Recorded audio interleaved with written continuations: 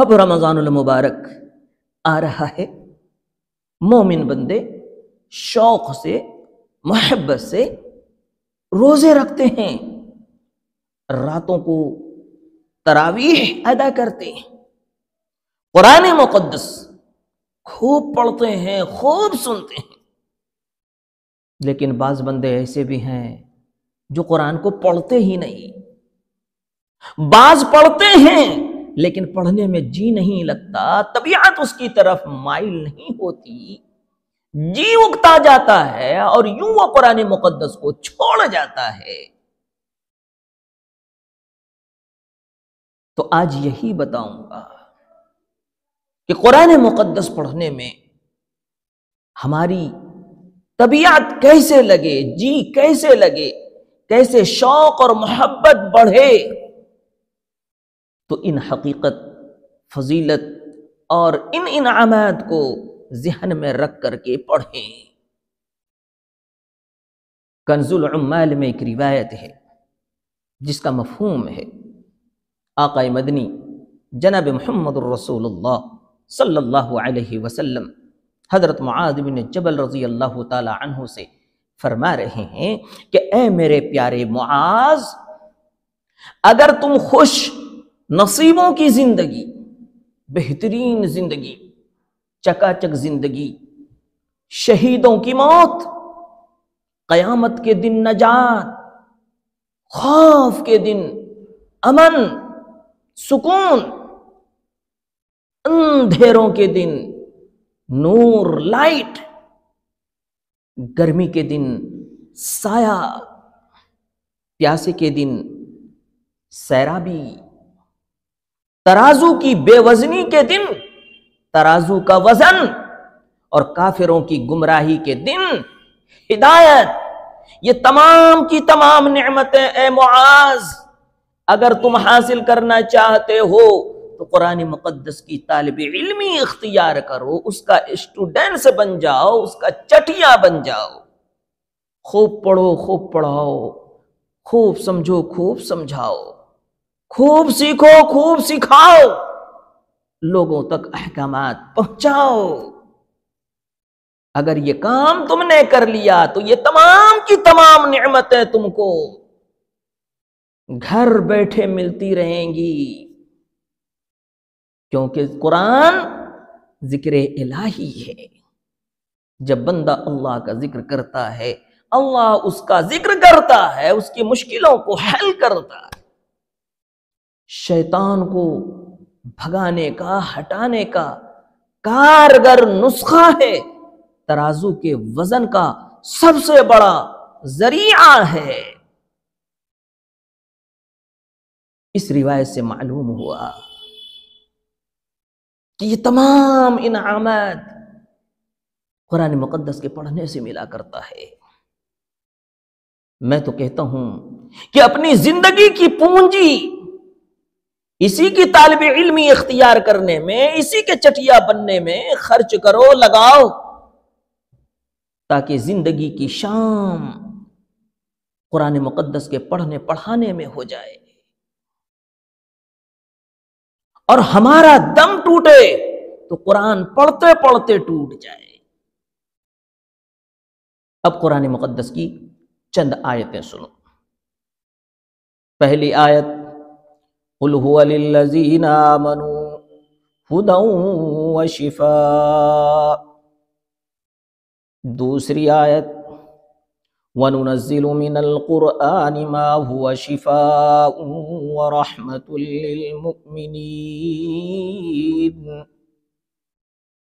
تیسری آیت یا ایھا الناس قد جاءتکم موعظۃ من ربکم وشفاء لما فی الصدور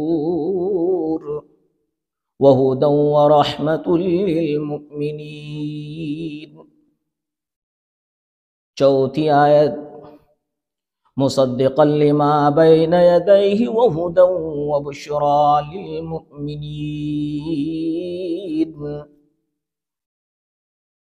ان تمام آیتوں کا مفہوم یہ ہے کہ قرآن مقدس سراپا ہدایت ہے، سراپا رحمت ہے، سراپا شفا ہے، سراپا مومنوں کو بشارت سنانے والا ہے۔ اس کا مطلب یہ ہے کہ قرآن مقدس کے پڑھنے سے ہدایت کا نور اوپر سے اترتا ہے، اس کے پڑھنے سے رحمت، سکون، اطمینان حاصل ہوتا ہے، اس کے پڑھنے سے دل کی بیماری، جسم و جان کی بیماری ختم ہوتی ہے، اس کے پڑھنے سے مومن کو بشارت ملتی ہے کہ ہر حرف پر تمہیں 10 نیکیاں مل رہی ہے۔ رمضان المبارک کا مہینہ ہے تو ہر حرف پر 70 نیکیاں مل رہی ہیں، درجے بلند ہو رہے ہیں، اللہ کی نزدیکی مل رہی ہے۔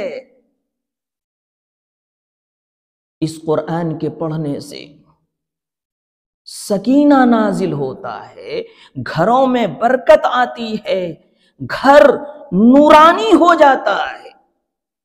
اسی لیے پیارے نبی صلی اللہ علیہ وسلم ارشاد فرماتے ہیں، نوروا بیوتکم فی الصلاۃ وتلاوۃ القرآن، تم اپنے گھروں کو نمازوں کے ذریعے سے، قرآن کریم کی تلاوت کے ذریعے سے نورانی بناؤ، چکا چک بناؤ، جھکاس بناؤ۔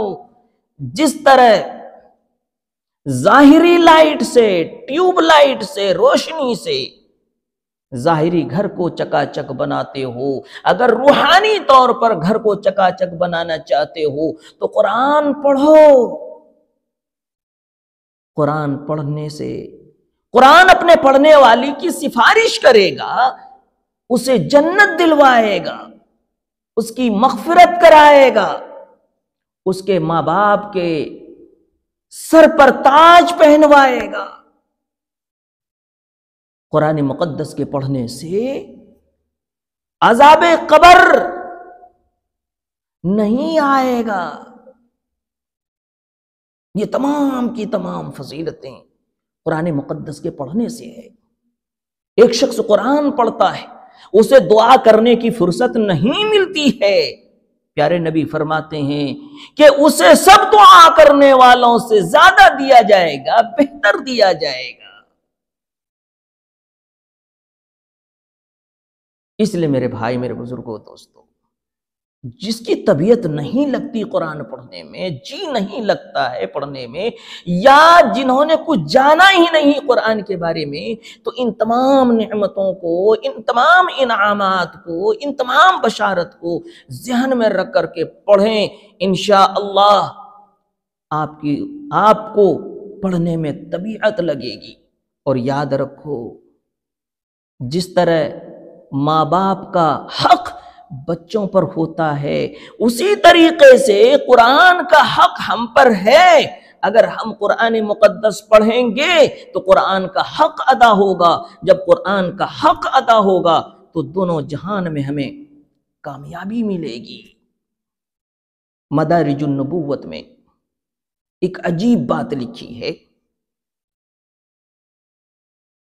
کہ حضرت عثمان غنی رضی اللہ تعالی عنہ فرماتے ہیں کہ یہ جو فتوحات ہمیں ملی، یہ کامیابی، یہ ترقی دنیا کے اندر ملی، یہ قرآن مقدس کے پڑھنے کا نتیجہ ہے، اس کے پڑھنے کا انعام ہے۔